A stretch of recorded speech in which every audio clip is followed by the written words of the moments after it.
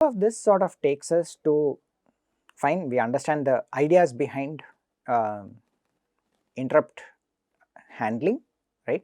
Now how exactly are we going to integrate this with the processor that we have? And that brings us to the notion of something called a generic interrupt controller. This is a peripheral that is used in most ARM based CPUs, and it turns out that we have a good model for it in the Renode emulation platform, right? What the generic interrupt controller does is something interesting.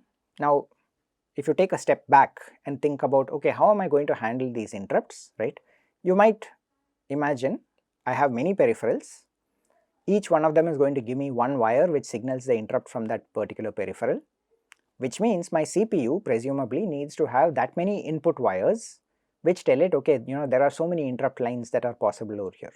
And in fact, that's entirely possible. You could decide that my CPU is capable of handling, let's say, 4 interrupts, and that's it. I can't handle any more than 4. Or you might decide I can handle 32 interrupts. At some point you have to put a limit and say, okay, this is the number of interrupts that I can handle. What the GIC, the generic interrupt controller approach does is, and this is something very similar is there even in x86 and other kinds of CPU platforms. I'm going to focus on the ARM GIC. What it does is it routes interrupts from many sources to the CPU cores, okay, and typically it has two parts. One of them is called the GIC distributor, and then there is the GIC CPU interface, right. What the distributor does is it receives all incoming interrupt signals. Not just that, it can even assign priorities to the interrupts, and this is something very interesting, right, because you can potentially say that I could have tens or possibly even hundreds of different peripherals attached to my system. What happens if, let's say, a mouse, keyboard and a video display all sort of generate interrupts at the same time, right? Very unlikely, because after all they have like different rates at which they are processing, but it's also possible that they all do happen together. I can assign priorities and tell the CPU that handle them one by one. Rather than the CPU handling all of that, the GIC by itself can apply priorities to the routing of interrupts. Now the GIC has this CPU interface where we basically have basically one signal per core, right, which delivers the interrupts to the CPU, but it's not just the interrupt signal, it also gives it additional information. It has some way by which the CPU can basically get the information from the GIC saying what interrupt was generated, right. So I don't want to add too many pins over there, so maybe I can actually think of the GIC itself as some kind of a peripheral, and I could have a register map corresponding to it and say, okay, let me just read from that register map and find out which was the actual interrupt that was generated, right. So an interesting kind of setup comes over here. You have an interrupt, I definitely need at least this one signal coming from the interrupt controller to the CPU, but the rest of the information, which interrupt, what was its priority, and so on, can be conveyed through other means, through a memory mapped interface, right. Now within the context of the ARM GIC, there are broadly speaking 3 interrupt types, right, and they have different numbers associated with them, right. So these are the ID numbers corresponding to the interrupts. The ID number 0 to 15 is typically reserved for what are called software generated interrupts. These are usually used between processors, for communicating between processors and so on, right.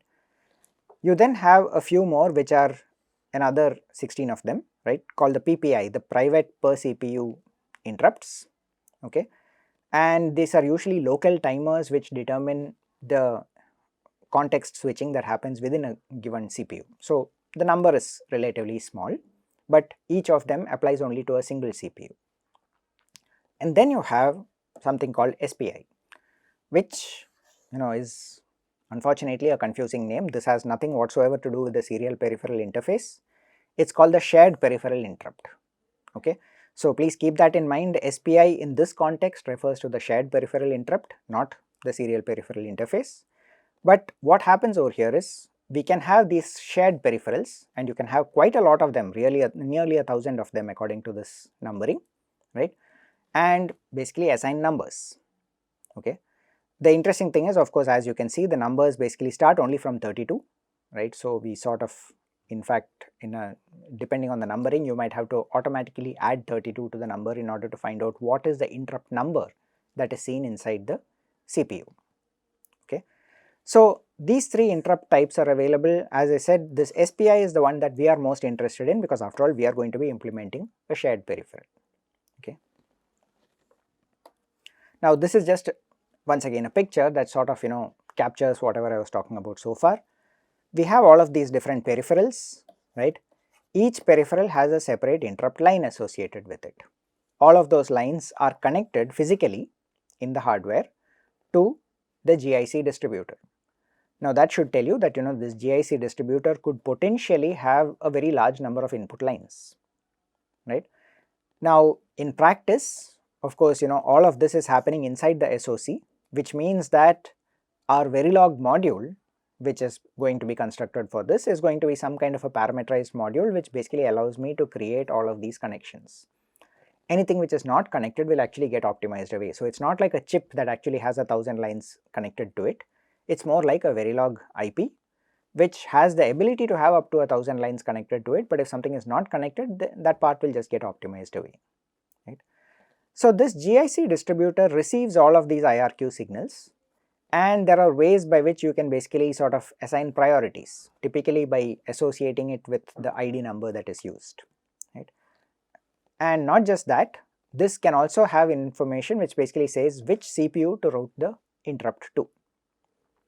So, this distributor would then have different CPU interfaces, one to go to core 0, core 1 and so on. Of course, this applies only in the context of multiprocessing systems, right. If I have a single ARM processor, this is not relevant, but assuming that you do have multiple processors, the GIC distributor can actually take care of routing the signal to different CPUs. Okay. And all of this, essentially both of these parts put together constitute the GIC, the generic interrupt controller. Just to recap, right, there are software generated per CPU private interrupts and the shared peripheral interrupts. The flow in general is a peripheral asserts an IRQ, the GIC-D, the GIC distributor receives the signal, it routes it to an appropriate GIC CPU interface, that one in turn signals the CPU core. So, this is actually a wire which interrupts the CPU, right. On the CPU, software gets activated, that is basically the handler, right, and it basically sort of gives back the end of interrupt signal to the GICC, and the CPU resumes whatever it was that it was doing. And once the GICC has got this signal indicating that the interrupt has been handled, it can then proceed to sort of consider the next interrupt and pass that on to any processor as required. So, just to recap, right, the flow would be something like this. The peripheral asserts an IRQ out signal. So, we need some kind of a signal, it is just any output signal corresponding to a peripheral can be taken. So, in a lot of cases, in fact, what you find is things that might otherwise be considered as GPIOs, right, general purpose IOs, would be routed as IRQ signals. The distributor receives on the input line, it checks the priority and the target CPU. Now, this is not sort of hard coded in. Like I said, the GIC itself is a memory mapped peripheral, and we can use that in order to set various priorities and so on for the different interrupts. The GICC, the CPU interface, signals the CPU core, the CPU starts the handler, and that involves a lot of things. This saving context, jumping to vector table and so on will become more clear when we talk about the software side of things, which we are not going to look at in this set of videos. The Linux kernel basically dispatches, meaning that it calls that function which is the registered handler, the driver handler executes, and finally the handler clears the interrupt source, right. It has to do something which sends back some signal to the GICC saying that okay, now the interrupt is cleared, right, and typically this is done by probably going and directly writing to the peripheral and saying okay, I handled it, now please turn off your interrupt. And the end of interrupt is then sent back to the GIC, which says okay, now it has been handled over there as well.